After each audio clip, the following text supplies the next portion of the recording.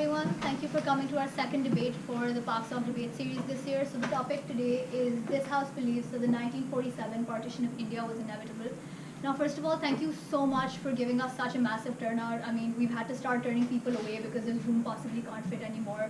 And another thing that we wanted to point out was Kings has actually started a debate quite like ours. So I suppose flattery is the best form of impression. So now, just going on to the speakers, we have proposition and opposition, and before that we have Dr. Taylor Sherman today as our academic chair. Dr. Sherman is a professor at the LSE, and I've had the pleasure of having her as my lecturer last year as well. She specializes in Indian culture and politics, and I'm going to invite her up to say a few words about the motion before we start.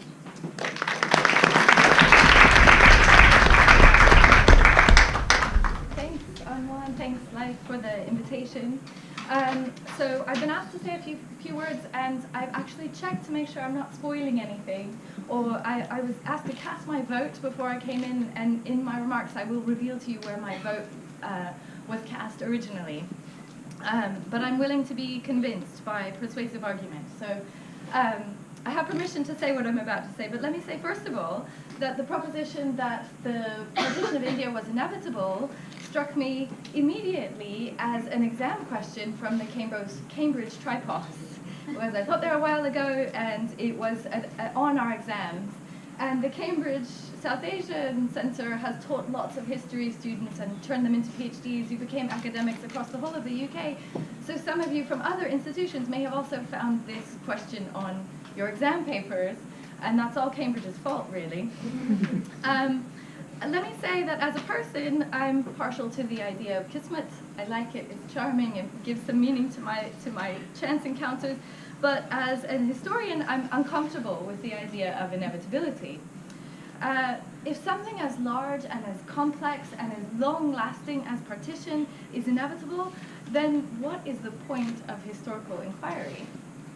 In fact, what's the point of any of the social sciences? Because we're all here at the LSE trying to figure out why all this happens, why anything happens, why conflict, why peace, why progress, why crisis. We're trying to figure out why it happens, and if all of it is determined, well, then I'm not sure what we're doing here. And so, personally, to avoid a kind of professional existential nihilism, I avoid the idea of inevitability.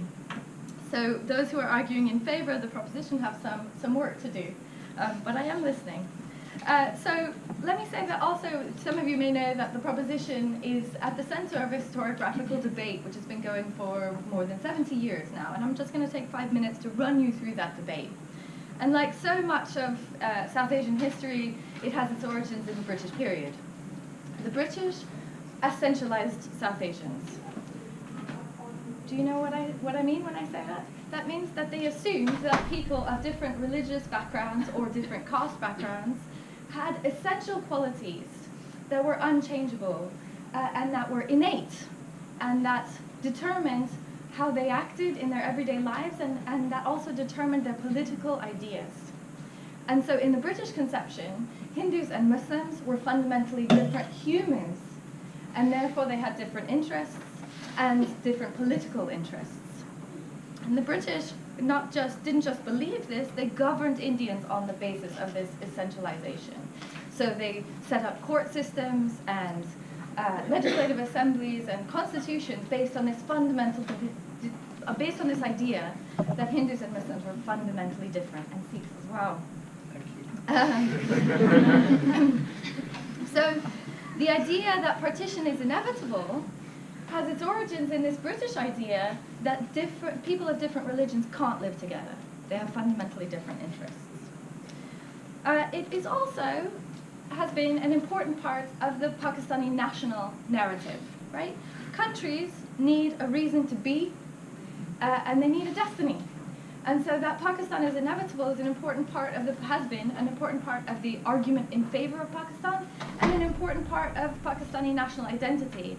It was central to claims to try to keep the country together in 1971, and it continues to be central to claims that are trying to unify Pakistan in the face of various Vistaparian tendencies. So that idea of inevitability was very powerful for about 40 years. And then along came a woman named Aisha Jalal. And she said the whole of the partition negotiations, it was all a giant gambling match. It was all a game of cards where everybody was basically bargaining with each other and trying to outwit each other. And she said, Jinnah didn't want partition. Partition, she said, was a bluff. It was like walking into a carpet shop and saying, oh, you want 10,000 rupees for that carpet? I'll give you 20. Yeah, it was an overblown claim in order to get the Congress Party and the British to move towards what Jinnah really wanted, which was power sharing in a united India. This is her argument. Yeah, it came out in 1984. It has since been very persuasive and it has taken great hold, especially amongst mainstream politicians in India. In the 90s, Pakistani historians and some Indian historians like Mushir al-Hassan have pushed back a little bit on that claim that Pakistan was an accident created by one man sitting at a table with a couple of other people. How could that have been so? And they have pointed to the enormous popular support behind the idea of Pakistan in both East and West, in both the East and West of British India. And so there's been some pushback. Since the noughties, the idea of the inevitability of partition has been taken up by a different group of people in India, the Hindu nationalists in particular. These are people who argue that India is essentially Hindu and Muslims have no place in India. Partition was inevitable. Some Muslims went to Pakistan then, and the rest should go now. That's the political position of the ruling party of India at the minute. So there's pushback on that amongst the Congress party, but the Congress position remains that it was a mistake, really, a tragedy, if only it could be, had been avoided. So that's a kind of historiography of a sort of history of history, as it were, of this position, this idea of inevitability. I'm very excited to hear what the different speakers do with the material they have, and I should say to you that I am actually here to kind of keep the peace and to make sure that our conversation remains civil and that we all speak with a thanda dil, thandi dimag. Yeah? So I look forward to hearing both sides and to hearing your questions and comments. Yeah?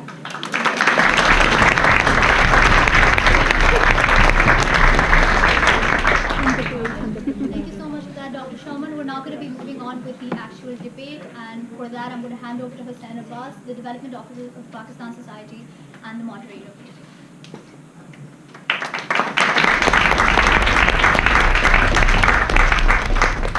Thank you, Anmol. So let me just say how extremely unprecedented this is.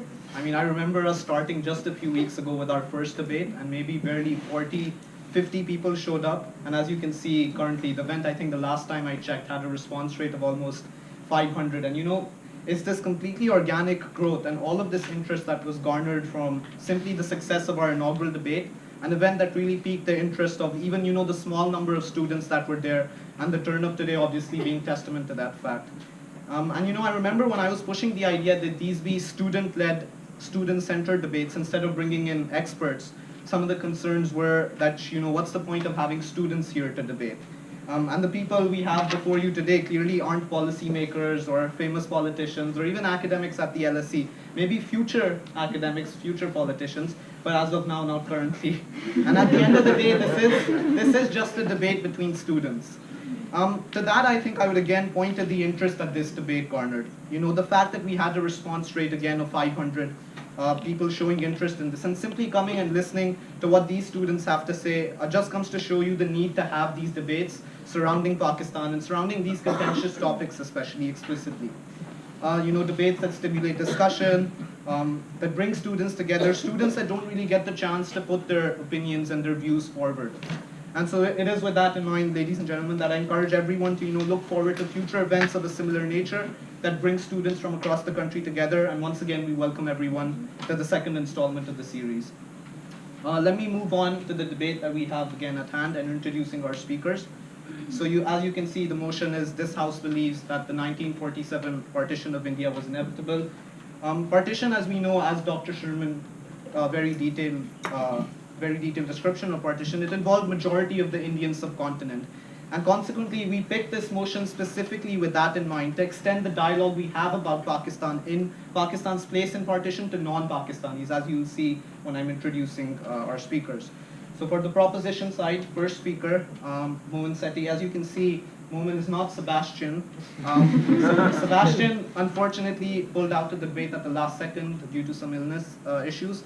So we have Momin stepping in for him. Momin is a second-year politics and economics student here at the LSE.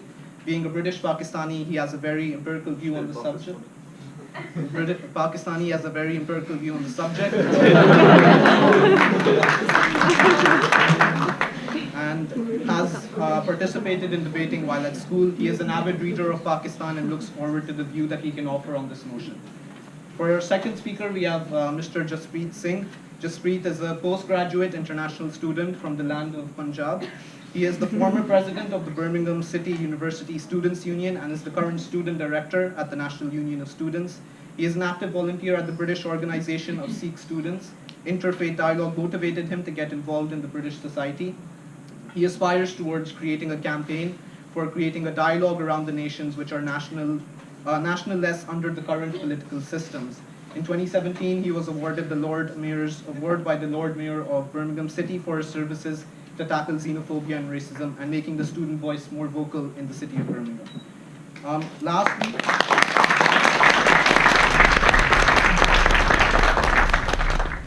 for the third speaker of the proposition, we have Hamza Tariq. Hamza Tariq Chaudhry is the co-president of the LSE SU South Asia Society and is currently studying international relations. He's previously worked for the Woodrow Wilson Center and the Hudson Institute and is currently co-authoring a book on non-violent Pashtun movements in South Asia. This year he has represented the LSE at the World University Debating Championships, where he ranked in the top 10 speakers of the world.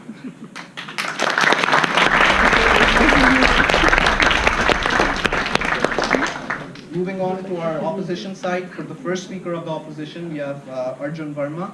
As a third-generation Indian, Arjun is the grandchild of 4 partition eyewitnesses who settled in the UK in the 1960s. This led him to becoming interested in history, politics, and philosophies of the Indian subcontinent. This year, he was involved in founding Sutar, a clothing brand and platform aimed towards all generations of British South Asians. Aside from that, Arjun is studying dentistry at King's, where he was the president of the King's Cape College Dental Society, representing over 1,000 students. In 2016, he was the youngest ever recipient of a dental industry award, competing against multinational corporations. For the second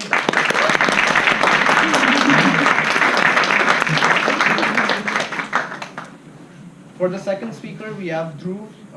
With his grandparents having experienced the horrors of post-partition violence and having studied Muslim separatism in depth at school, the subject of partition is of an academic and personal interest to Dhruv. He approaches this debate with the conviction that partition could and should have been avoided. Having debated competitively for the past 3 years, Dhruv remains hopeful that the audience will share his views at the conclusion of this highly important debate.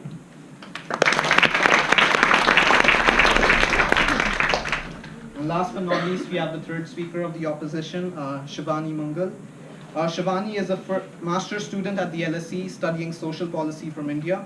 Her interest in this debate stems from having studied the causes and resultant violence of the partition from a historical perspective during the course of her studies in history as an undergraduate student. She has previously reached the finals of the UCL non-schools President's Cup and the finals of the Cambridge Women's Open, both in 2018. With this debate, Shivani hopes to engage in some meaningful, if wistful, reflections on the ifs, hows, and whys of a partition that could have been prevented. And with that, ladies and gentlemen, I ask everyone to join me in welcoming the proposition and opposition side.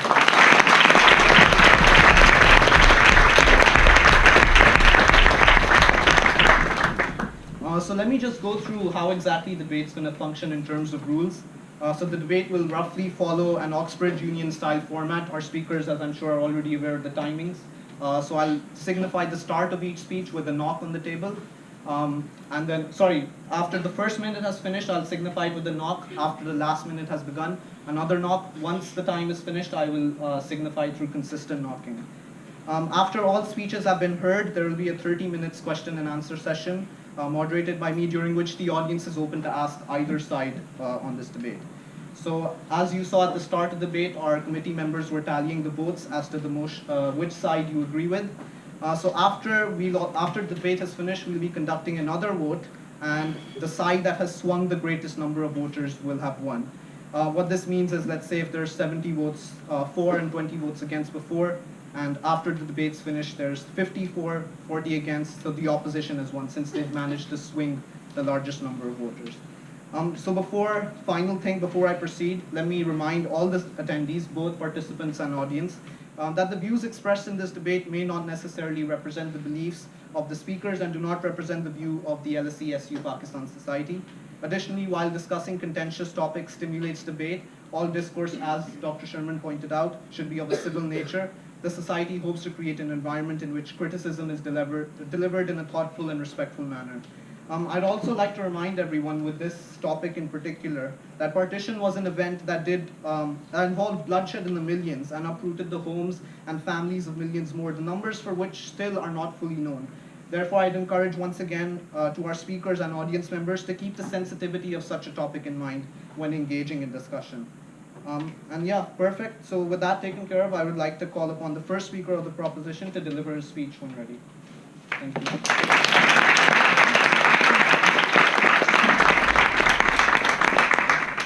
Hello everyone, thank you for coming down today. Since I've only had about 8 hours to prepare for this, I'm going to start off with a story. It's the story of my granddad. At the time of partition, my granddad was in India, and he was given refuge by a Sikh family. However, he wanted to go back home, and to do that, he swam across. No one puts in that much effort to go home. We here sitting as kids from the 70s, the 80s, and the 90s cannot relate to the pain and the effort that people like my granddad put in to go back home. The idea of home to us is something that we've always known, nothing that we've had to fight for. And this is why partition is something that we, I would say, struggle to understand at times. Do we really think that people gave up their lives in the millions, were willing to kill and be killed for a cause that wasn't important? Do we really have the justification to say that partition was not inevitable? Taking out the emotions and being at the LSE, I'm going to try analyze this through an empirical lens to try and explain why partition was inevitable besides the emotions. The emotions are a key part because it's how we feel, and the emotions is not something that we all here can relate to. So, firstly, I'd also like to clarify the question. I think the question shouldn't be what it is. I think it should be, was partition inevitable given the conditions that we had? We can't ignore the realities. We can't ignore things like British intervention. We can't ignore religion. We can't just say, oh, if there weren't Hindus and Muslims in Pakistan, then this wouldn't have been inevitable. So, we're not going to focus on the ifs, not on the buts, not on the whats, but I want to focus on the reality. And before we look at India and Pakistan, let's zoom out a little and let's look at our entire world. The world is a story of nationalism. There are more and more countries. In the year 1900, there were 56 countries. Today, there's 230. What does that mean? Countries are breaking down over time, be that along ethnic lines, be that along religious lines, be that along economic lines. There's various and countless examples. So if that can happen to the world, why can't it happen to the Indian subcontinent? The Indian subcontinent, which is half the size of Europe, could it have really been only one country? If that was the case today, it would have been 1.7 billion people. Does that make sense? 1.7 billion people of 400 languages, of various religions. Does that make sense to have only one country governing them all? What is the point of a country? The point of a country is to give people economic sovereignty and political sovereignty over themselves.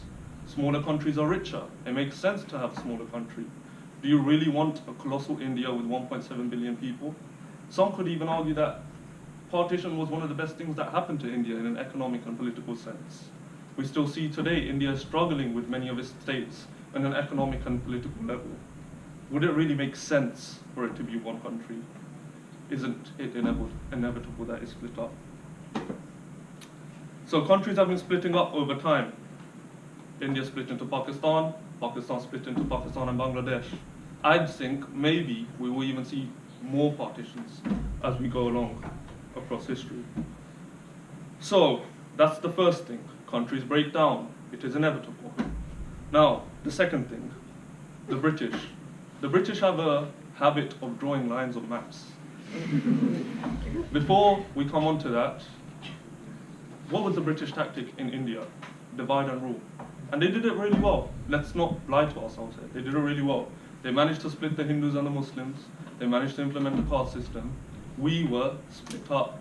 If countries can't hold on to who they are in normal senses, when you add some religious tensions, when you add some ethnic tensions, when you add some tensions overall, obviously countries are going to split up. It becomes inevitable. So, sovereignty also rules. Which country in the world isn't ruled by its own people unless they're a very small minority? If Muslims were part of India today, they would have been about 40% of the country. Does it make sense? Okay, you have countries like Nigeria and Malaysia, but can we say with a guarantee that these countries won't be partitioned in the future? Maybe they will. And especially with the amount of animosity that was there between the countries, between the people, it is therefore sure that India was going to split up. And lastly, even today in India, Muslims aren't being treated right to some extent. Economically, they're poor off. Their rules and laws are not the same as a Hindu citizen in many circumstances. Barbary Mosque was broken down. Deepika Padukone, who's a Hindu actress, was threatened to have her nose chopped off because she was swayed by a Muslim ruler in a film. So India has a problem with religion. Let's not deny this. And because of it, it was inevitable that partition happened. And lastly, I want to redefine partition. Partition is not only geographical, it's not only the line of control, it's not only the border. It's also power. It's the partition of laws. Partition's happening in the UK to some extent. What's devolution? Devolution between Scotland. Power is going to Scotland. Power, even if there wasn't a border between India and Pakistan, power would have gone to Pakistan. Federalism is a system that is implemented everywhere. And partition is not only the partition of land, but also a partition of power, and a partition of power in a world that is becoming increasingly fairer and more representative is inevitable, no matter how you look at it. Thank you.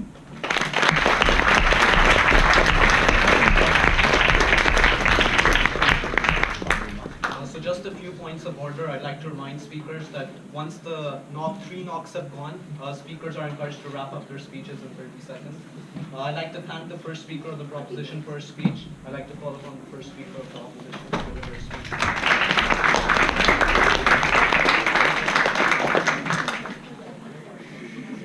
So, ladies and gentlemen, I'd like to thank the proposition for giving a very, very emotive argument about how the world's going to end and split up into millions and millions of pieces between partitions. But I'd like to define the terms of the debate before we start. So, the partition in 1947 refers to the creation of two completely independent nation states in that particular year.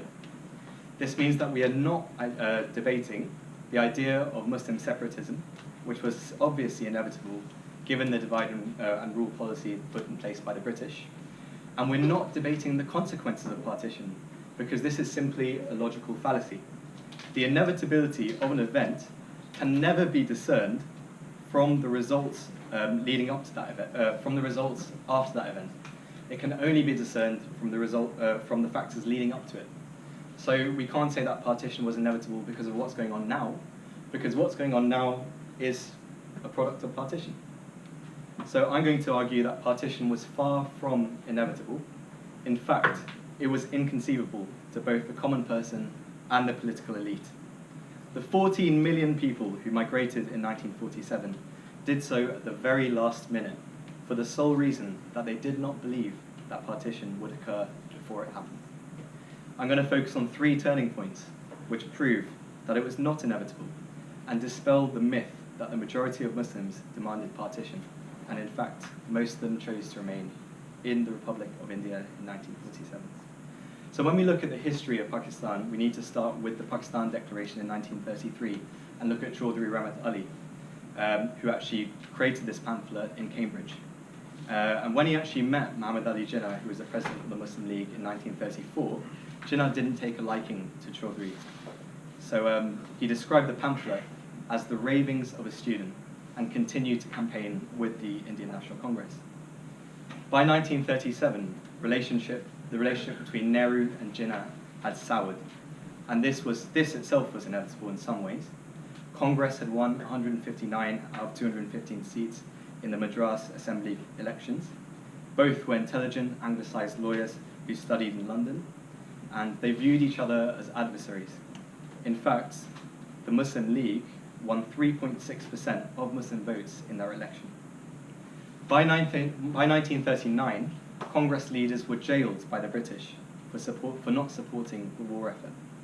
And Jinnah was very, very happy to actually fill this void because he didn't get along with the Congress leaders at the time. So he filled this power vacuum by supporting the war, and the Muslim League was propped up as a voice for all Muslims in the subcontinent by the British. So in 1940, he made a speech, and he said, "Muslims are a nation and must have a homeland, territory, and state."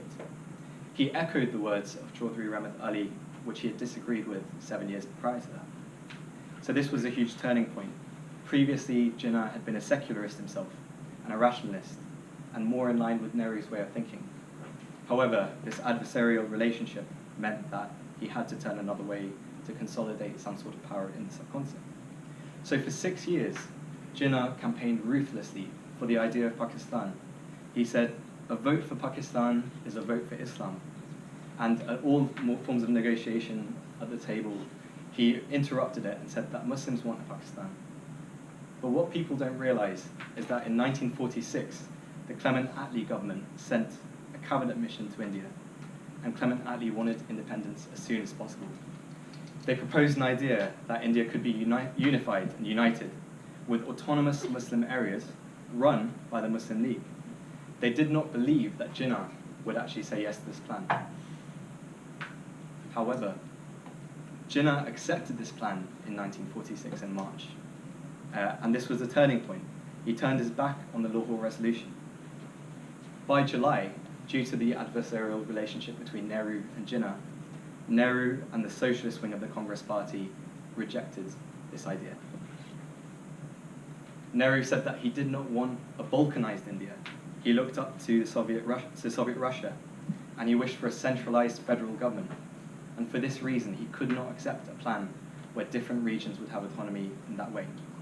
But one of the core reasons was because Jinnah and Nehru were both eyeing the prime ministership of an independent India.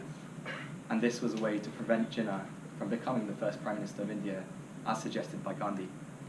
So I need to ask the proposition, and all of you in this room, how could partition in 1947 have been inevitable if in 1946 Jinnah was able to accept a unified India? Similarly, there were 3 turning points in 1937, 1940, and 1946, where partition was in the hands of a few powerful individuals who could have easily prevented it. Lord Mountbatten himself announced partition in June of 1947. So how could it have been inevitable if it was only announced weeks before it occurred? The idea of Muslim nationhood, yes. A power struggle and negotiation, yes. But a partition in 1947, this is historical inaccuracy. It was never inevitable, and it could have gone another way very easily. So I'd urge you to vote for the opposition and vote for historical fact and the logic that I present. So thank you very much.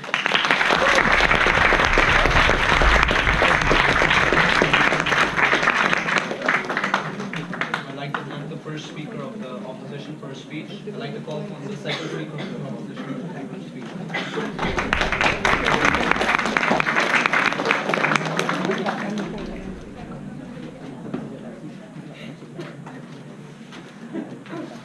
Honorable ladies and gentlemen, and my non-Barmi siblings, please allow me to begin with the Sikh greeting.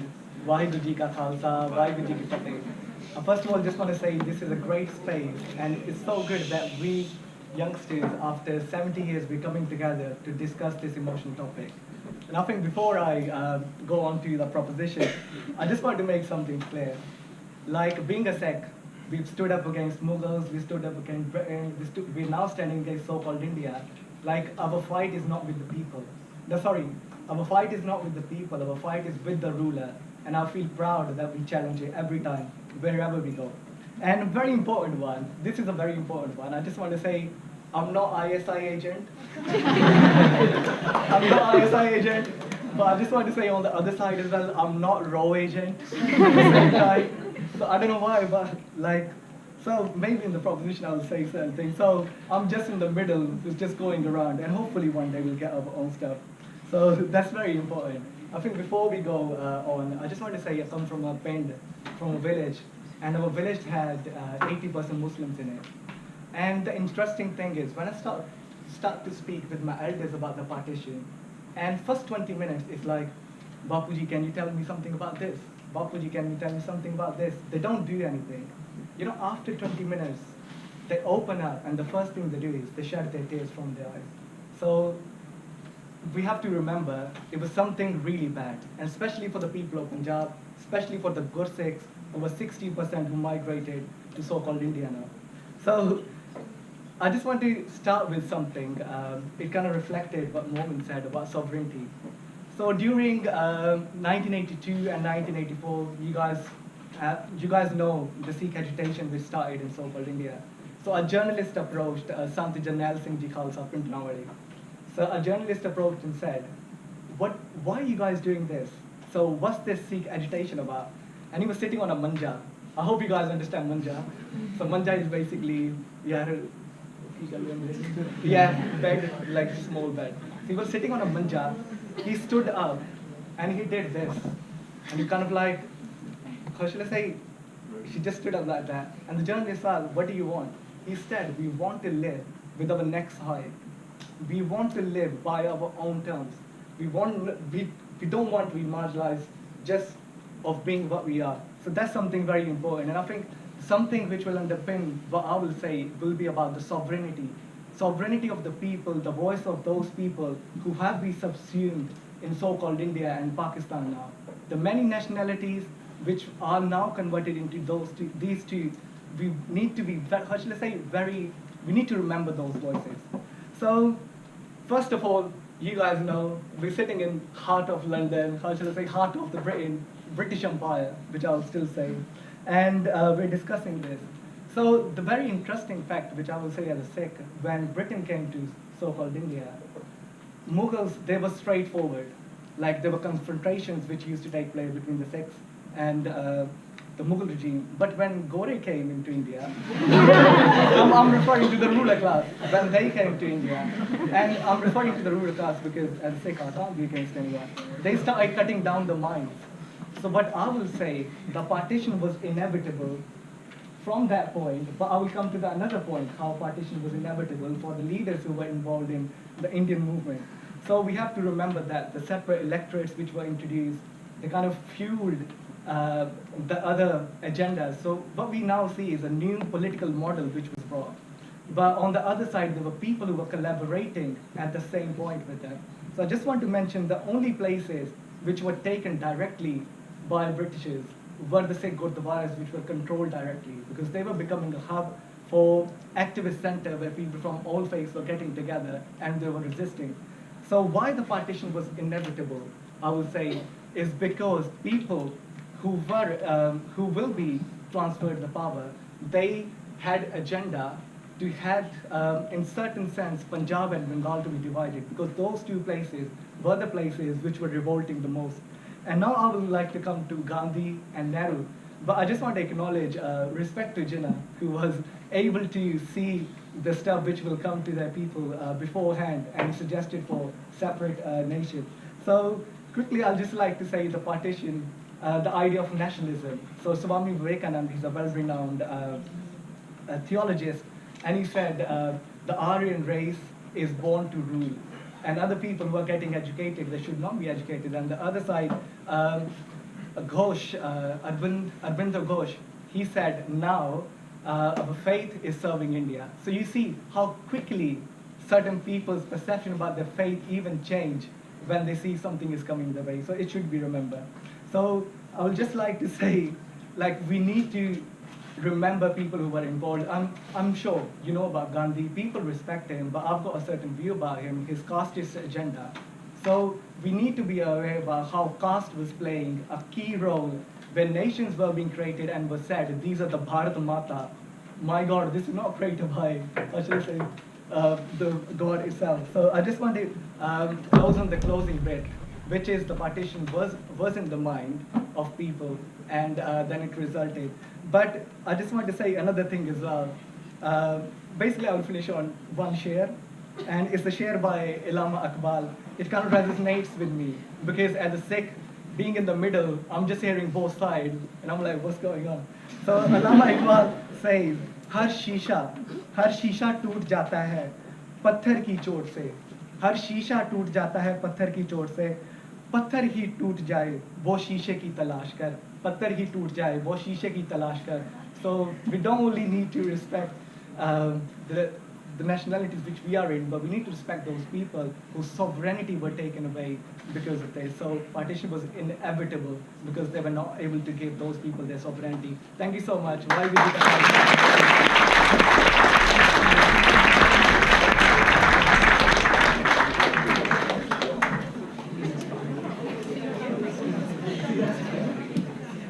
I'd like to thank the second speaker of the proposition for his speech. I'd like to call upon the second speaker of the opposition to deliver his speech.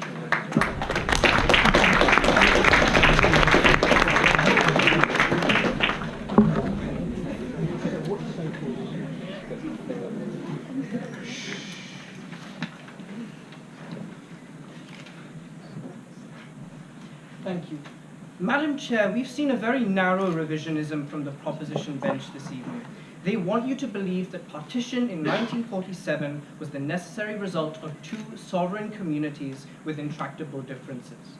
History tells a different tale, one of unity, of common ground and common struggle, thrown into jeopardy by oppressive opportunists and political ploys which tore a nation apart. Arjun showed us how the majority of Muslims were against partition, and their leaders were reluctant to accept it until the last moment. The power to go against this inertia in society rested with the colonists themselves. You see, it was the British Raj which had divided and ruled the Indian subcontinent since the mid-19th century, which was only too happy to play communities against one another to maintain control. In the next 4 minutes, I will show you how a consideration of British colonial policy up to and including 1947 is central to why we argue against the inevitability of partition. Let us first deal with the idea that Hindus and Muslims were intractably different. They weren't. The Great Indian Revolt of 1857 negates this point completely. Here we saw a mostly Hindu contingent of rebel sepoys declare Bahadur Shah Zafar, the last of the Mughal rulers in Delhi, their emperor for all of Hindustan. The idea that a Muslim could nevertheless represent the interests of Hindus was a foregone conclusion. More revealing, however, is how the British responded in Delhi. In William Dalrymple's book, The Last of the Mughals, he speaks of how the British thought that a movement with a Mughal Muslim leader must have been Islamic in nature. It was for this reason that they facilitated a shift in economic power towards Hindus rather than Muslims. Hiring decisions in the Indian civil service would serve as evidence of this. Given the power Muslims had amassed under the Mughal Empire before, it was in the interests of the British to do so. We see that only the British could not conceive of a unity between the two communities and acted in kind. The two-nation theory, regardless of who would later conceive it, was the product of a British machination for control. Such policies of divide and rule continued, most notably in the partition of Bengal in 1905. Note that Muslim leaders did not originally support this partition. In fact, a Muslim league to ostensibly defend Muslim interests had not even formed at this point. The British were thus not responding to Muslim demands here. Within Bengal itself, both Hindus and Muslims argued for their integrity of a Bengali community as a whole. The partition in 1905 generated a response in the form of the Swadeshi movement, which drove that clearer wedge between the two communities. This was most evident in 1909, when the Government of India Act created separate electorates and reserved seats for Muslims in any colonial government. Separate political communities were created such that a narrative of otherness became politically seductive, and an increasingly necessary element of political success. By the time the British reunified Bengal in 1911, the damage was done. Damage initiated by the British under no duress from either community. Now, some would argue, given that these things took place, partition became an inevitability, that the communities themselves became separate in a self-sustaining manner. Even in 1945, however, when the British declared war on Germany without the consent of the Indian legislature, we see the necessity of a British divide and rule policy to maintain control. Many members of the Congress Party abdicated their positions as ministers to protest the war. The British, then, were only too happy to facilitate the taking of these positions by Muslim leaders, unelected. The allowance of such political opportunism marked the necessity of Britain's divide and rule policy 2 years before partition would actually take place. In no way, then, could partition have been termed a natural process.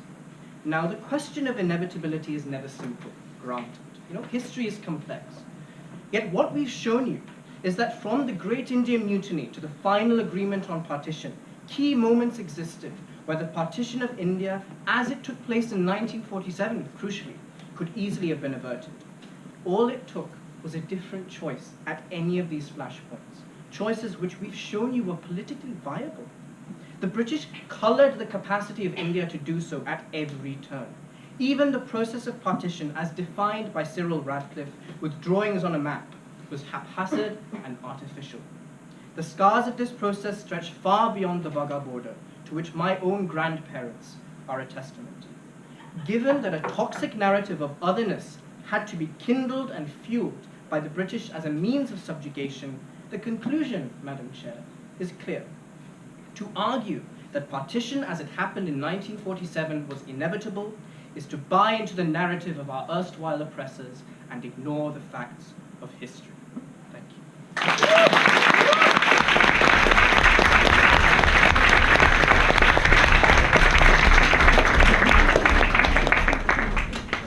I thank the second speaker of the opposition for his speech. I now call upon the final speaker of the proposition to deliver his speech.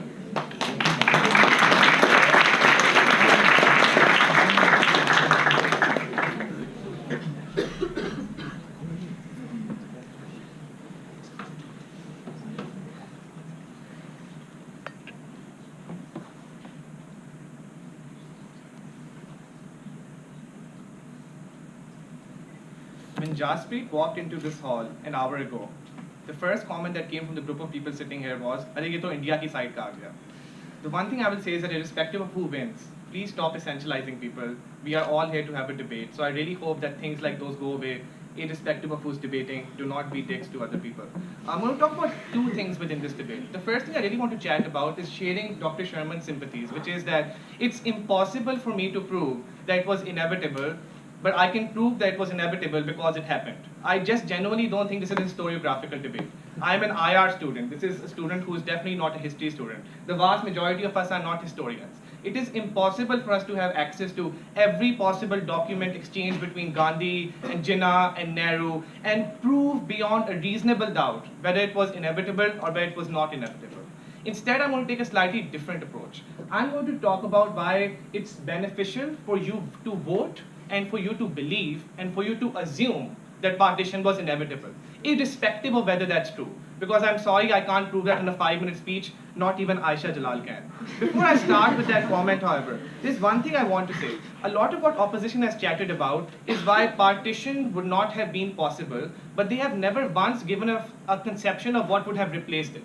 The closest possible conception that we've gotten of this was from the 4th minute of the first speaker's speech, which is the cabinet mission plan, which is literally the same as partition, except saying it's autonomous areas instead of actual boundaries. So it's genuinely unclear to me what opposition's conception was of this unified India. Is this a fully federalist government? Does it have completely autonomous areas? We're still unclear. So hopefully in the last speech for opposition, we can know what replaces partition. We are unclear as of yet. Let's talk about the main question. What does it mean to believe that partition was inevitable?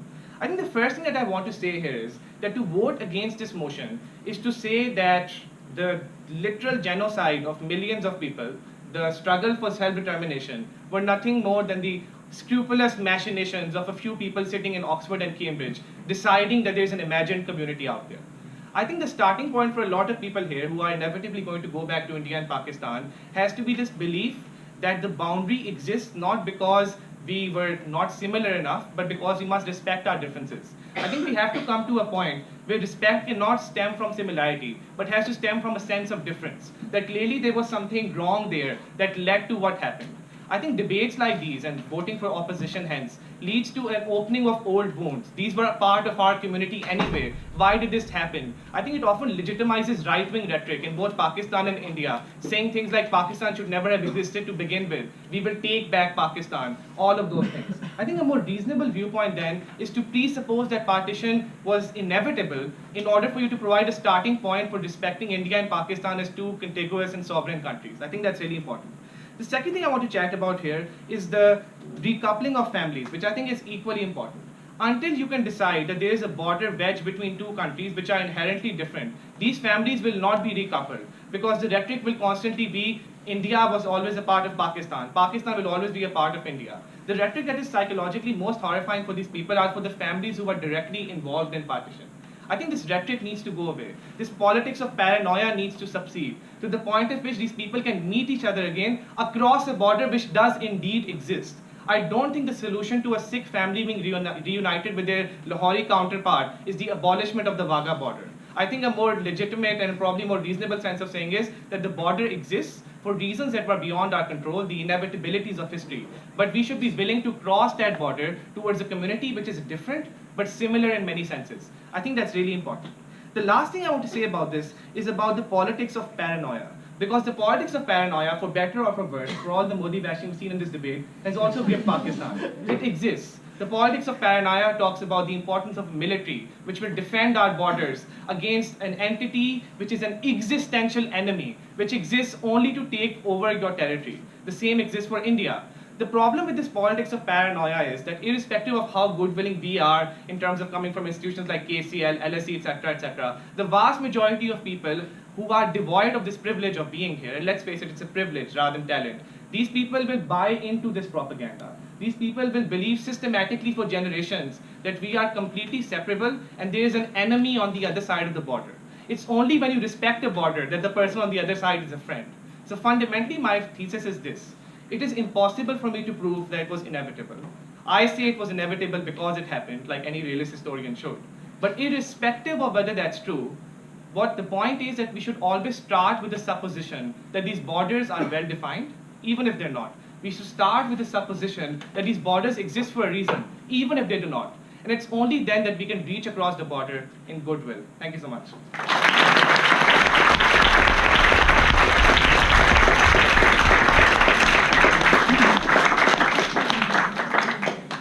I thank the third speaker and ask the third speaker of the opposition to deliver a speech.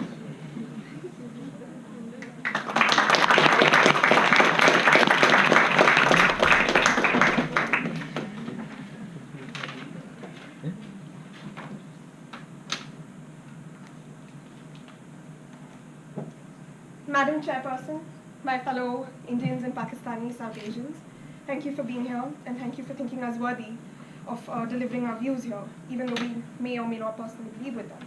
I will start with a couple of rebuttals and starting with the third speaker. The third speaker's main crux of the argument was that it was inevitable because it happened. Why are you at the debate here then? If your point is that self-evident, you should have been a part of the audience. The speaker is not a historian, but an IR student. The speaker, I'm assuming, is not a public speaker, but is a debater, so I'm assuming that they would base their debate on logic. But they chose to shy away from it. They didn't face the facts of history in the 5 minutes that they delivered their speech here. But they want me and my side to do in 5 minutes what Jinnah, Nehru and Gandhi, arguably some of the brightest minds that the South Asian subcontinent has ever produced, were not able to do, agree upon partition, and what an India without partition would look like. But I would still aspire to do it, because the sort of negative rhetoric that the side proposition is trying to promulgate is the very rhetoric that is subverting my rights as a Hindu woman in India, is the very rhetoric that has divided India and Pakistan and then made Bangladesh, is the very rhetoric that is asking for further divisions in the name of giving people their freedom. The second speaker of side proposition came up here and said that partition was inevitable because rulers were discomfited by the revolts in Punjab and Bengal. I would like to point out that those revolting in Punjab and Bengal were the common peasants, artisans, who wanted a united India, who had not even conceived of the partition that their leaders imposed on them, whether Indian or Pakistani, right? And this is evident by the Indian National Army trials that were conducted in the Red Fort in Delhi, where a Hindu, a Muslim, and a Sikh were defended by Jinnah and Nehru, and the likes of more Hindus and Sikhs and Muslims against a British tyranny. Those officers on trial, regardless of their religion, were fighting for a common India, were fighting for a common flag, were fighting for a common country that, according to their colonizers, was simply not possible. Winston Churchill, in March 1945, asked the then Viceroy of India, Archibald Wavell, to ensure that India was divided into, and I quote, Hindustan, Pakistan, Princestan, etc. You know how Churchill worked, right? In August 1945, Vallabhbhai Patel, in the same year, the first Home Minister of independent India, who fought for independence alongside Jinnah and Nehru, said, "The British talk of Hindu-Muslim quarrels, but who has thrust this burden on our shoulders? Give me just a week's rule over Britain, I will create such disagreements that England, Wales, and Scotland will fight one another forever." They didn't need Patel for that. They're doing that over Brexit, and they continue to do that. The second speaker of opposition also said that we should give people a separate nationhood because they're subjected under the rule of an other. Well, if being subjected in power dynamics is argument enough for separate nationhood, my womanhood demands a separate nationhood. Because in my experience, as a Hindu Indian woman, regardless of whether a man is Hindu or Muslim or Sikh or atheist, I found them to be quite patriarchal and trying to subjugate every conversation. The majority of them, I might add in my disclaimer.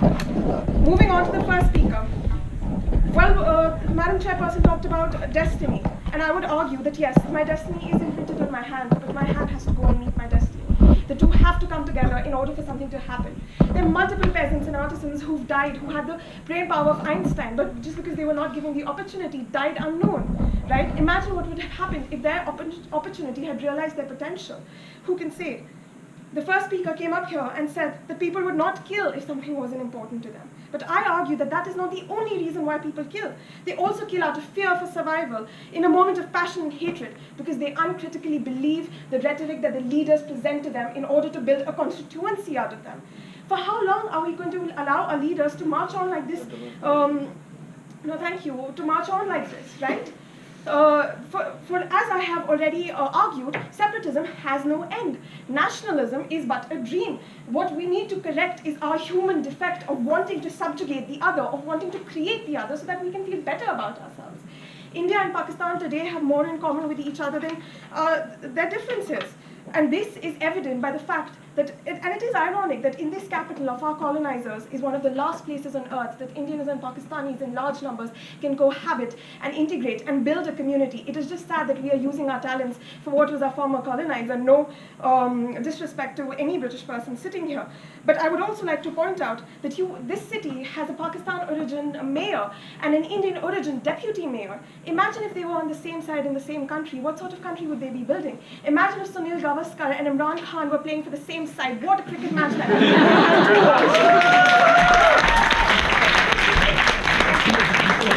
What would our cinema be like if Manto had chosen not to leave Mumbai out of fear? If Manto and Satyajit Ray were able to create films, what films would those be, right? And what food? The division of biryanis and kebabs, and even my fashion. I'm having to prove myself to be patriotic and to be Indian at every point in turn. For this is something that has not only affected the Pakistanis or the Muslims, but it has also affected India deeply and continues to do so, and in a very painful manner. And if someone's going to stand here and tell you that it was inevitable, I would like you to ponder over what I've just said, the cultural similarities, the histories. Aren't they more powerful than politics? If only we choose to be heard, if only we demanded to be heard, perhaps the leaders would have acted differently. Thank you.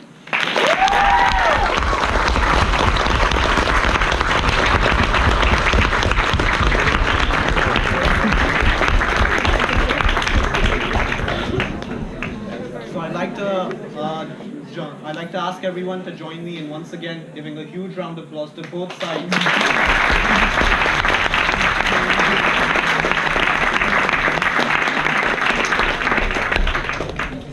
So we're going to be having a question and answer session for the next 30 minutes. Because there's so many of you here, I'd like to remind everyone to keep questions concise and limited to one per person. Does anyone have any? Yes? Yeah, so I am from a half-Sikh family in Amritsar, and I'm an international student here in London. My half-Sikh family is very happy in India, and they have never furthered their Khalistan agenda, because my mom believes that Indira Gandhi was an amazing woman, and whatever she did was great as well. But coming back to my point about partition, whenever I go to the Wagah border, we can see from the other side people saying GA Pakistan, and people on the other side of India laughing, and people in India saying Hindustan Zindabad, and people in Pakistan laughing. There's just a one fine line that divides two big countries. Do you think, I would like to ask this question to the opposition, because I would like to ask this question to the proposition, because I think the opposition has been very, very helpful in defending themselves. Do you think that Chaudhry Rahmat Ali, who was a student here in Cambridge, who came up with one word, Pakistan, which was later transformed to Pakistan, if that one word hadn't come up, do you think these two countries would have been divided? Because considering that today there is just hatred in both the countries. Thank you. Yeah, Yeah. I think, first of all, person said what Indira Gandhi did was good, and his family is living in so-called India now, and he's proud to be it. It's really good for Not so-called India, just India. No, that's fine. So the reality is, this is what is the face of Indian nationalism. So back in the days, what Indian nationalism was, to be against Britain, to be against Britain and loyal to so-called India. But now the nationalism is to be against Pakistan and loyal to so-called India. So this is what we see, the way they change their face. I'm gonna come back. That's offensive, actually. No, I'm gonna come back. I'm gonna come back. So the reality is, so what was happening, so it was a Brahminical attack which took place on Darbar Sahib. So as a Sikh, we always stand against suppression. So Indira Gandhi, as person said, loved by everyone. She imposed emergencies. As Sikhs, we went out and said, to the weak and poor, be out there and challenge the oppression which is being imposed. The debate is about partition. Okay, so I'm just going to say Wagah border as well. For me being a Sikh, when I see this mockery which happens in Wagah border, I get really sad. Yeah. You know the reason why? The reason why I get really sad is because our ancestors migrated from the other side, and we still have links. So this idea which we say, Indian nationalism of unity, it was exposed by Jinnah, it was exposed by Sikhs, by everyone. The ideology behind this was Brahmanism, and you can see now how Hindutva agenda is being propagated, and that was the result of 1984. As a Sikh, we stood up against it, and I'm proud of it. So the reality, I believe in unity where everyone is respected. I don't believe in unity where my identity is marginalized, where where a complex is created, where I have to be Hindi speaking, looking in a certain way. I would rather be dead before being that.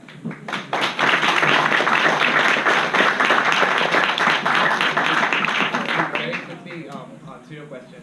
The logic that my family did not face oppression, hence the Sikh Khalistan movement was formed, is the same as saying African Americans don't face racism because Obama was president. I think different people have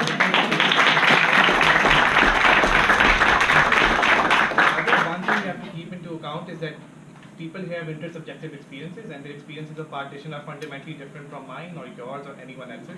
With regards to your specific comment about Chaudhry Rahmat Ali, my guess is that this was an intention to rhetoricize a broader question. But your specific question was that what if Pakistan, the name Pakistan did not come up? I'm assuming they could have called it something else. Like, it's unclear to me why the name of the country was the biggest box they had to tick in order to get a separate state. So that's me.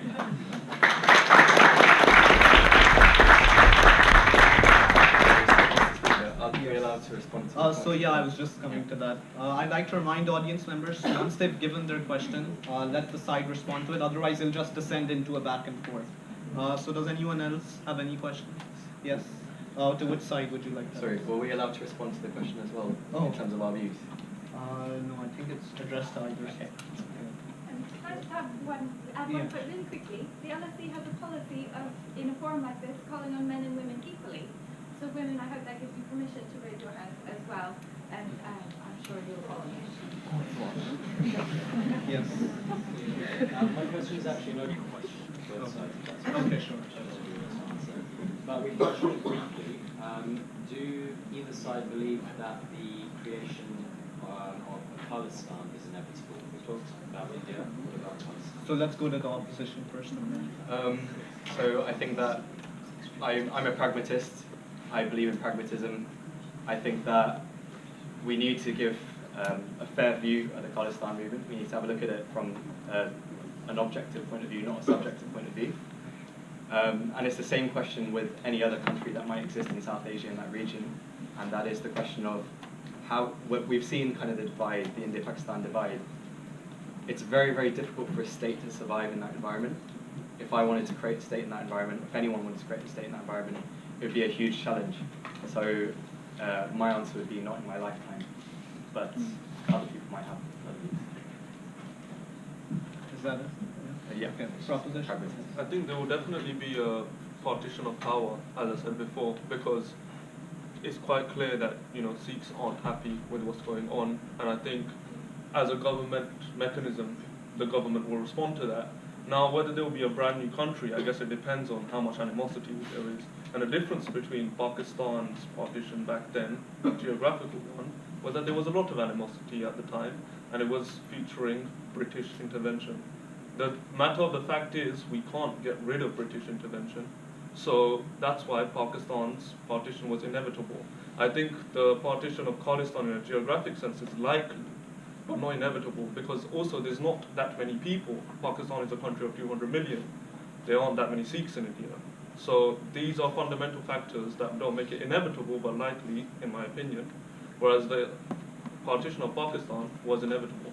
Even if it didn't happen then, I think that it is important to realize it could have happened 50 years later, 30 years later, 100 years later. Who says that partition would have happened in 1947? The matter of fact is, you just cannot have 1.7 billion people in one country with such differences. Yeah, I think I just want to respond. Faji, if you put so-called Indian map on Europe, you will get about 23, 24 different countries. So the thing which as Sikhs, which our Guru Maharaj says, you have to challenge the oppression. So if you look at the Indian regime now, the way it's oppressing Tamils, the way it's oppressing Mizoramis, Gorkhas, Kashmiris, so everyone is being oppressed. So as a Sikh, I stand with them, and I stand for my own nation. The reason why, but if this wouldn't be 1971, I wouldn't be a proper Indian. I would love to say that. But after 84, the Darbar Sahib attack, that's the time when we pulled ourselves and said that we need our own separate nation. So the reality is when your holiest shrine gets attacked, and the propaganda, which even the West gives for Iraq and other places, which was, oh, they were terrorists, the reality is it's not sustainable. Now things are being exposed, and hopefully with my escape, but definitely before my death we will get it. And I will rank you first. Yes, please, briefly. My only contribution to the answer is going to be a caveat. Please do not take our opinions as undergraduate students to be statements of fact. We cannot speculate by any extent of the imagination whether Khalistan will come into being. We can sympathize with it or not sympathize with it. So I really hope this debate is a good starting point to read up more about it. It's like a Wikipedia article. Like, you don't source the Wikipedia article, but it's always a good starting point for the essay. So please keep that in mind.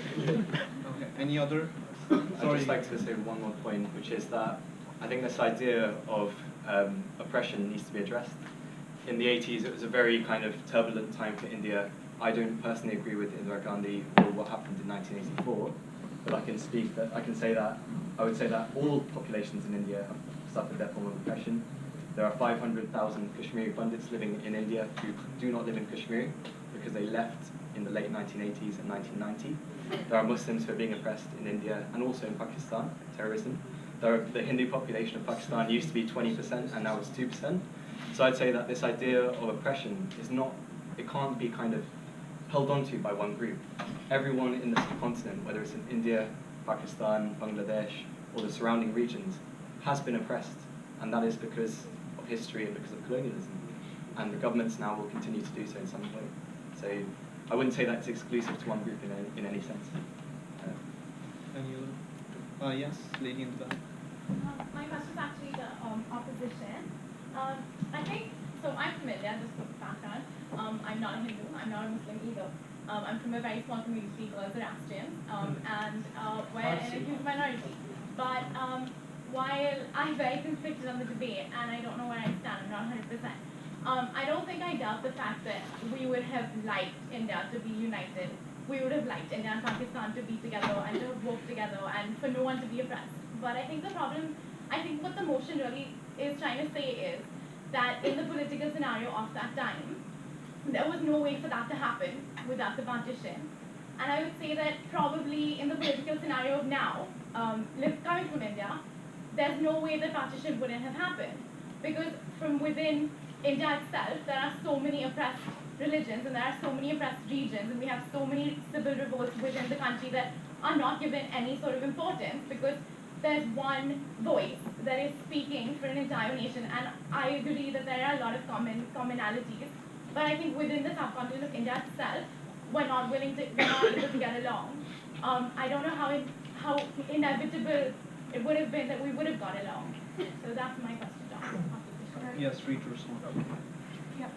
So thank you for bringing that point up. As a history student, unlike some in this room, I can say that we take our political leaders to be the it-all and be-all, and we take what they stood for, what they said in their lifetimes to be unquestionable and written in stone, and to be the only truth that could have been possible truth at that particular point in time. As pointed out by our first speaker inside opposition, there was a whole historical trajectory, right? And we have to keep in mind the personal dynamics of these three individuals who were at the very top of these talks with the British, mind you. So there were two power structures, the British and the Indians, which included the Bangladeshis and the Pakistanis and all other sub-communities. And then within the Indians, you had Jinnah, you had Gandhi, and you had Nehru.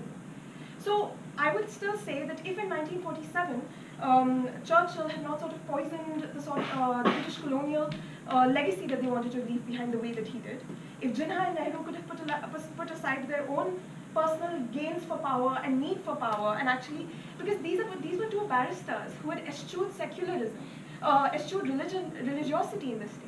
These were two individuals who spent their lifetimes being the example of free speech, of everyone being able to practice their life the way that they wanted to, even after India and Pakistan were formed. So for me, and to my mind, even though for some it might be simplistic, the only reason why I see Pakistan and India happening is because Nehru and Jinnah played into the hands of the British, who wanted us to be divided, who wanted their colonial legacy of us as a divided people to be proven true. Irrespective of the fact that from the times of Ashoka to the times of Akbar, a vast amount of history, these two communities and various other communities have cohabited, not always in peace. I'm giving you that. I'm not saying that they always lived in peace. So that was always there, which is why it is all the more important that we bring in a human element to our political debates and not just use this clinical logic for everything, because look at where it's gotten us.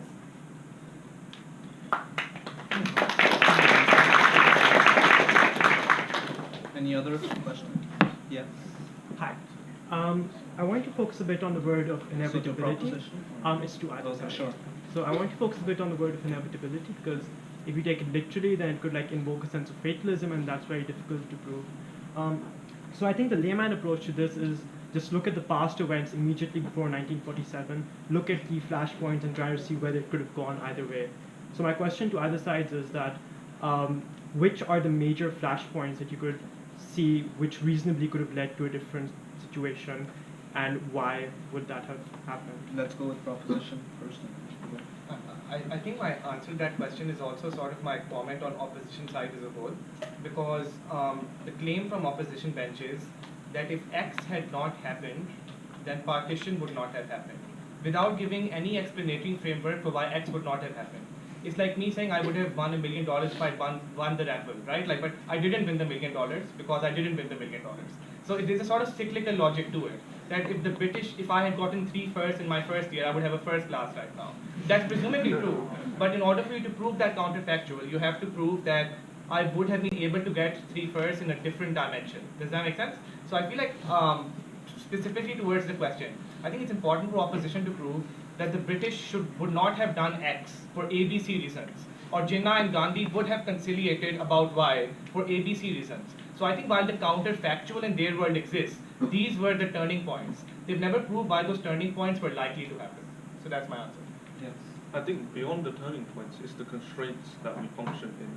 It doesn't take a genius to figure out that, a country that is so big, like I keep saying, it's so big, with so many different minorities, cannot be one country. Do you think Europe is one country? Do you think the whole of, any other continent is one country? It just does not make sense. I think just on this one, we have to look historically. If you look at Pune Pact, Lucknow Pact, the meetings which took place before, and the reason why some leaders, for example, Jinnah, and you may read about Dr. Ambedkar, were sidelined, because only they wanted, like the opposition side, they wanted a system which can be controlled by them, which representatives, they will have their representatives and they can use it.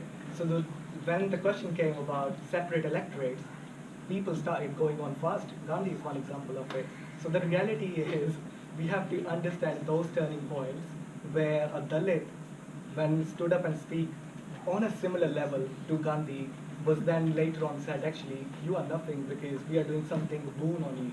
So we have to understand the class agenda, which Gandhi, and even in Jinnah, because they're from business class, so we have to realize that agenda as well. Very quickly from the So for that point about Ambedkar being sidelined, it happened after partition, because the creation of a Muslim Pakistan, at least in rhetoric, gave fuel and power to the Hindu extremists on the side, upper class Hindu extremists, who obviously wanted to sideline Ambedkar.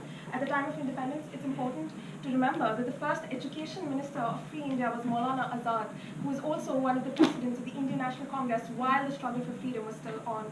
And this very Maulana Azad, in 1946, in an interview to a Kashmiri magazine, I can circulate it to those of you who want it, said that a partition would not only weaken the India and Pakistan that would emerge, but would also weaken Islam. Because then it would give the Muslims living in India this need to always prove their patriotism, but also the Muslims living in Pakistan would play into the hands of international powers like the US, the Russia, the China, and the People's Republic of China, who would want to access their ports, who would want to access their resources, who would want them to be pitted against in India, and who would want in India and Pakistan to sell their arms to. So this again is something important that we need to remember. I'd like to make a very quick point. Shivani's talked about Maulana Azad, and I studied Maulana Azad quite a lot for this debate, and I didn't unfortunately get time to mention him. But he is a huge contrasting figure to Jinnah. He was born in Mecca into a scholarly family. He was home educated. He wasn't educated in the West or in the UK, like Gandhi, like Jinnah, like Nehru, like so many of the leaders who were actually making decisions for partition. And he learnt Hindi, Urdu, Arabic, Farsi. He wrote books on the Quran and the Hadith. And in 1947, he stood shoulder to shoulder with Nehru, and he was made the first education minister of India. And he actually took Muslims into refugee camps during the displacement, during partition. So if you look at the Indian National Congress and you look at the Muslim League, Maulana Azad was kind of a figure who was scholarly. He was educated in the Quran. He understood Islam, yet he still said that 1,000 years of history means that I will still remain an Indian when it comes to this decision. Shivani's laid out kind of his prophecies regarding Russia, China, America, which kind of came true when it came to the arms race in the Cold War. So I think they've just as we've conveniently kind of left people out, like Ambedkar, who we didn't get time to speak about, they very much conveniently missed out Maulana Azad, who I have a lot of respect for personally. So we'll just take questions in succession since we're running out of time. First lady here and then gentleman in the back. Hi, my question is for the opposition, especially because British imperialism was addressed in this. As we all know, the imperialism rhetoric works on the fact that the production of the other was necessary, and in the subcontinental India, some were more othered than others. So because of that, I would like to ask if making this plea for a unified India or for this projection of a big India, does that really discredit decolonial literature, which makes us want to go back to the impact of imperialism and thus makes our current status as third world countries inevitable? Okay, very quickly, gentleman in the back. Yes. I just want to switch gears here a little bit and address the elephant in the room, which is Kashmir. Kashmir is perhaps... So is this a question to both sides? Yeah, it's a question to both sides. And Sorry, could you speak up? Right, I want to address the elephant in the room, which is Kashmir. And Kashmir is perhaps the only territory in South Asia which perhaps hasn't actually faced proper partition yet. And I want to ask, considering the inevitability of partition that we're talking about right now, Yeah. do either of the panelists think that the partition of Kashmir is inevitable, considering the realities on the ground? So we'll take the opposition first for the lady's question and then address the gentleman. Yeah, sorry, could you repeat your question? Basically, my question is that if we make a plea for a unified India, are we discrediting decolonial literature and decoloniality, which makes us trace the inevitable impacts of imperialism on the Indian subcontinent, which led to the partition? Yeah. So when you say decolonial literature, I would actually argue that you're talking about national patriotic literature that needs this identity formation by othering either Pakistan and India or India in Pakistan. Because you see till date, our political leaders on both sides conveniently ignore pressing issues like unemployment and environmental degradation to say down with Pakistan, down with India. So they need that sort of firepower because they have nothing else to go on. By considering, arguing, and even contemplating a unified India and the negation of a partition, you are actually critiquing those decolonized literatures that were produced. And you are actually thinking back to that situation and with the lens of the present. So I don't see how you are disavowing them. In fact, you're engaging with them in the best way that a scholar should engage, by building them down, right? And on to the Kashmir. Yes. I'll come at this as somebody who wrote an essay on the subject for my last years of school. If you guys know the IB, we have extended essays that we had to do. So mine was on the insurgency in particular. So that's the perspective I come with. So to your question on whether you think the sort of independence of Kashmir is inevitable, one could use their approach and say that since it hasn't happened yet, it's not inevitable. But honestly speaking, the truth with these questions is when you talk about something being inevitable, it is very difficult to try and control for things, and we've tried to do so, but obviously it's difficult. The approach we've taken to the idea of inevitability is to say that there are certain differences that are A, fundamental, and B, immutable. So things that, regardless of whatever else would have happened, would just not have changed. So that Muslims and Hindus were just somehow fundamentally so culturally different that they required very different forms of representation that could not have existed without distinct nation states. And what we're trying to show you is that those differences were neither sufficiently fundamental nor sufficiently immutable for sort of other events to take over and sort of create that kind of inevitability. So, inevitability, right? So in the case of Kashmir, my experience in terms of the research I undertook was there was a sort of complex interaction of factors that led to the kind of insurgency that we see today. But a number of those factors, particularly things like the weaponization of insurgents, were sort of very accidental. Yet something like the militarization of Kashmir is something that has become so fundamental to the separatist struggle. Yet it appears to be an accident. Can we then say that that accident was somehow inevitable? So when you talk about inevitability, you've got to think, were there fundamental immutable factors that could not have been overcome by accidents? That's the way you approach it. And on our side of the aisle, we think that those differences were neither sufficiently fundamental nor immutable enough for sort of random events to sort of create the scenario that we see today. Very quickly from proposition, yes. I think, firstly, Kashmir demonstrates what happens when you don't have partition on the ground. Like, there is a lot of harm being done to the people in Kashmir because there has not been a clear solution. And I think one of two things can come of Kashmir, either war or a solution. And I would say a war is very unlikely. Do I really need to go into nukes? And what that means that there will be a solution, but I think it will take time. And again, it is inevitable in nature. It being what? The partition of Kashmir. Okay. I think first of all, Kashmir is in the room. I can understand your pain because when I ask my Kashmiri brothers from either side, the first thing they refer to is, I'm from Kashmir. Then I started doing the undertaking. So the very important thing is Kashmir, hopefully with Wahid Muskirpa, it will be independent. But I'm just going to say one thing. So this is what we Gursikhs, Kashmiris, Pashtuns, Balochis, Tamils, Mizoramis, Gorkhas, etc., are going through now. So this is our story every day. We have got youngsters, I can say from Kashmir background, from Sikhs as well, who are abducted by using the laws which are same which were used by the colonial regime, by the British. So we have to understand, before we go into illusion which sells unity, we need to have the evidences. So I'm just going to say one thing. I was going into Birmingham, and there was a protest going on for Azad Kashmir. And there was a Buddha guy standing there. He said, Sardarji, Sardarji, come. Because, of course, old people, they still got respect for Sardar. They call it Sardarjis, not nowadays, due to Bollywood. So he came to me and said, he engulfed me and said, Sardarji, you were the one who took Mughals out. You were the one who challenged Britain out. And I will say, from this hug, he was very old, and you guys will be the one who will take this regime out as well. So that's what I want to say. Yes. We should win this. I just have like few sentences to say about this issue. I genuinely don't have any sympathies towards Kashmir being Indian, Pakistani, or independent.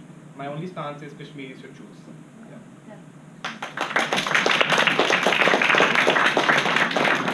Final question since we're running out. Yes? My question's for the first speaker. Sorry, could you speak up? My question's for the first speaker of proposition. I think your argument boils down to 2 points. That the partition was inevitable because it happened. Within the first week, the opposition dealt with. And your second point was that even if it was inevitable, we should believe it was inevitable because it would be better for the today. But I think we're here today not to debate what would be better for the world today. We're here to debate that was it inevitable or was it not inevitable? So I don't think your second argument can really stand up in this debate today. Should I answer? You can, the entire side can answer as well. Okay, fair. I think the problem is that, so this is my challenge, and this isn't for me or for postgrad students or for people doing PhDs. I am going to ask any historian in the history of South Asia to sum up the arguments for and against the inevitability of the partition in a 5-minute speech.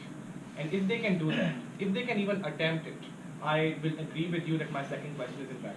The problem is, and part of this is how the topic is structured, is that it's impossible to talk about inevitability in a public lecture format. It's an academic debate. It's the sort of thing you would have 3 hours boring presentations on, going through source material, looking at Gandhi's documents, Jinnah's documents, looking at countervailing narratives, doing sociological studies, doing electoral polls, all of that stuff. The problem is that even if you do those things, we just don't have the data. Like, the polling of the people didn't exist back then. You don't have longitudinal studies. You don't have horizontal studies.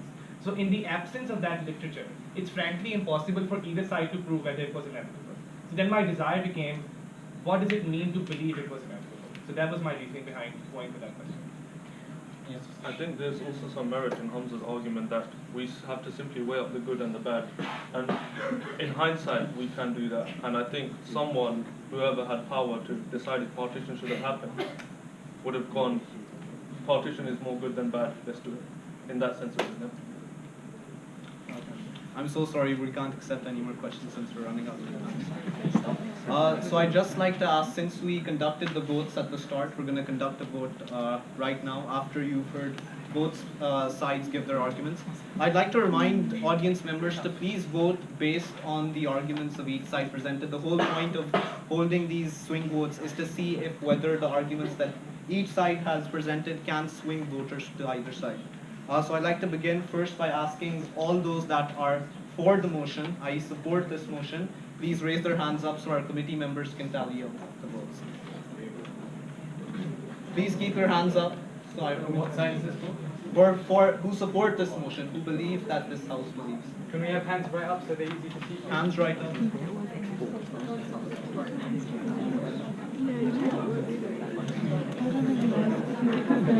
Could have been done. The thing is, I most interested living in India. Exactly, Muslims in India, there are Pakistanis. I don't think anyone that's arguable. Guys, please keep your hands up.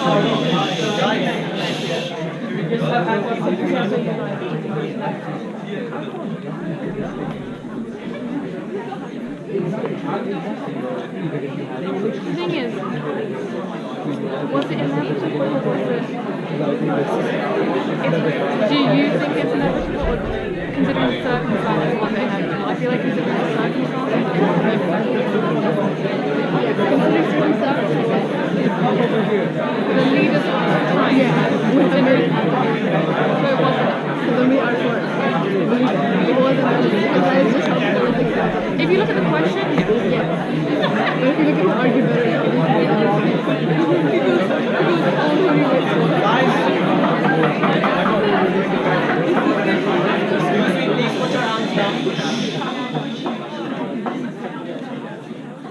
I'd like to ask everyone who now is against the motion to please raise their hands up so our committee members can.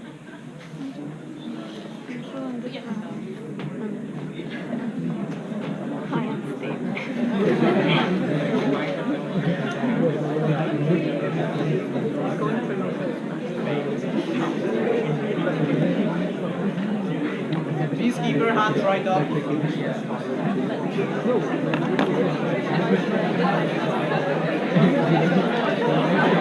lot of them were in Punjab, yeah, they were then a lot of that group are still in yeah. So they were really against it.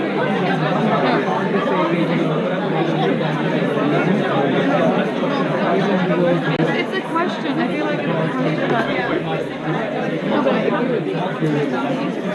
yeah, it wasn't because there was no way exactly. It was because of British. Sorry, it was because of British. That's why it happened. So because of the situation, it would have happened. Yeah, because they were right. They said that it's like you saying that like it's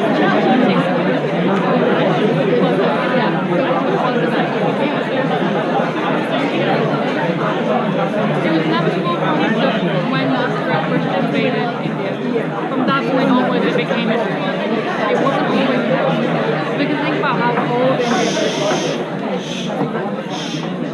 It only became inevitable when the British. So after conducting the votes, the opposition side has managed to swing the largest number of voters. Congratulations.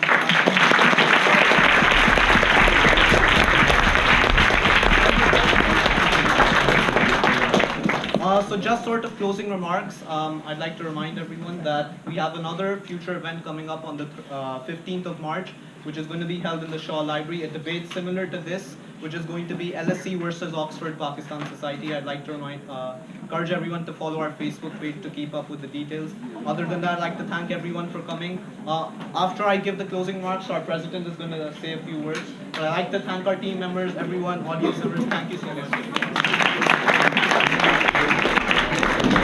Firstly, thank you to everyone that came today. One of the things that I'd like to make clear was that it is, now being a speaker, I understand how hard it is to speak about these things. Before I came, I was on the opposition side, and I still am, and I tried my best to play devil's advocate. But in respect of this, the idea is that we all take away the thoughts, the insights, the stats, the figures, and the ideas from this, and that we implement it. So with this, carrying this light forward, we will hopefully keep doing more social events, more academic events, and more debates. Besides our debates, which have proven to be very successful, we will be partaking in other academic activities as well. Because at the Pakistan Society, it is our job to further anything and anyone who has an interest in Pakistan. Someone once said to me that the Pakistan Society is for those who come from Pakistan and want to feel home. It is partly that. I believe that it's for anyone who has an interest in Pakistan, be it whether you're from Europe, America, Indian, Pakistani, or whoever that may be.